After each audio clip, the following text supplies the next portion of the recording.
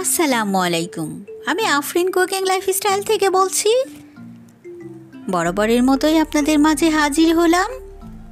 ফুলকো ফুলকো রুটি আর ঝরঝরে আলু ভাজি কার না ভালো লাগে, তাই দেখে নিন কিভাবে ফুলকো রুটি আর ঝরঝরে আলু ভাজি তৈরি করবেন। সকল টিপস অ্যান্ড ট্রিক সহ এই ভিডিওতে বলে দিচ্ছি।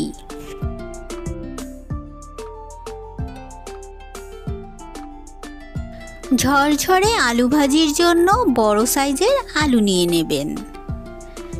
আলুগুলোকে ভালো করে খোসা ছাড়িয়ে একটা গ্রেটারের সাহায্যে গ্রেট করে নেবেন। অবশ্যই একটু লম্বা লম্বা করে নেবেন। আলুর সাথে আমি এখানে দুটো গাজর নিয়েছি, আপনারাও চাইলে নিয়ে নেবেন। এখন ভালো করে কষলে কষলে ধুয়ে পানি ঝরিয়ে নেবেন। রান্নার প্রসেসটা দেখে নিন।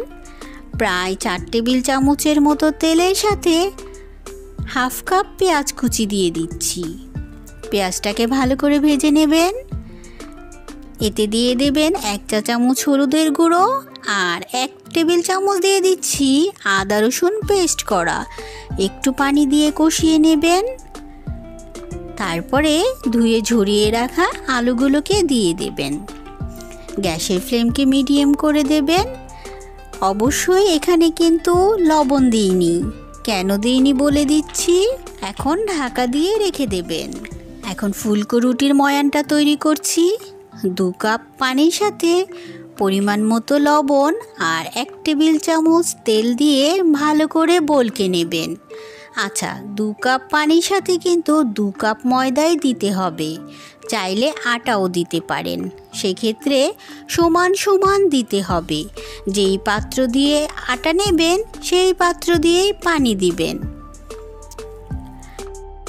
প্রায় 2 মিনিটের মধ্যেই কিন্তু আটাটা সেদ্ধ হয়ে যাবে। নামিয়ে হাতে ধরার মতো ঠান্ডা করে ভালো করে মথে রেখে দেবেন 10 মিনিটের জন্য।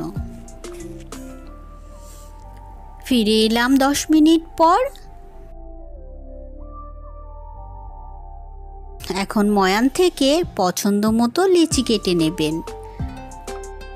যেমনটি আপনারা রুটি খান ঠিক তেমনটি লিচি কেটে নেবেন। এখন একটা একটা করে লিচিগুলো বেলে নেব। আচ্ছা, আপনারা দেখেছেন পানিতে আমি 1 টেবিল চামচ তেল দিয়েছি।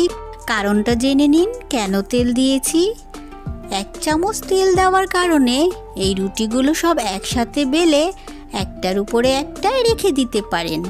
একটু শুধু শুকনো ময়দায় ছিটিয়ে দিলেই হবে। এইভাবে নর্মাল ফ্রিজে রেখে 1 সপ্তাহ খেতে পারেন। ভাজার প্রসেসটা দেখে নিন। প্রথমে প্যানটাকে ভালো করে গরম করে রুটিটা দিয়ে দেবেন। একটা সাইড ভালো করে ভেজে নেওয়ার পর উল্টে চামচের সাহায্যে একটু চেপে দেবেন, দেখবেন ফুলে উঠেছে। এখন প্রথমে যেই পাত্রে রাখবেন সেখানে একটা টিস্যু দিয়ে দেবেন। তারপরে ঢাকা দিয়ে দেবেন। একেবারে নরম তুলতুলে থাকবে। রুটিগুলো ভেজে চলে এলাম ঝরঝরে আলু ভাজির কাছে। আলু ভাজির আলুটা কিন্তু এরই মাঝে সেদ্ধ হয়েছে। এখন দিয়ে দেবেন ধনেপাতা আর কাঁচামরিচ, আর বাকি ছিল যে লবণ দেওয়াটা সেটা দিয়ে দেবেন। জেনে নিন কেন লবণটা এখন দেবেন। এখন লবণটা দেওয়ার কারণে আলু ভাজিটা একেবারেই ঝরঝরে থাকবে। প্রথম অবস্থায় যদি লবণটা দিয়ে দিতেন তাহলে কিন্তু এতটা ঝরঝরে হতো না।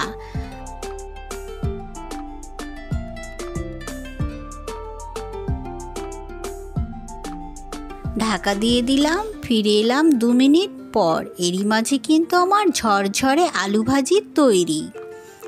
আশা করি আমার এই ফুলকো রুটি আর ঝরঝরে আলু ভাজি রেসিপি আপনাদের কাছে ভালো লেগেছে।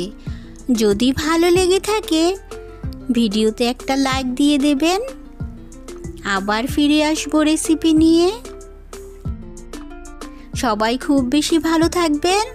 আবার চলে আসবো রেসিপি নিয়ে। আল্লাহ হাফেজ।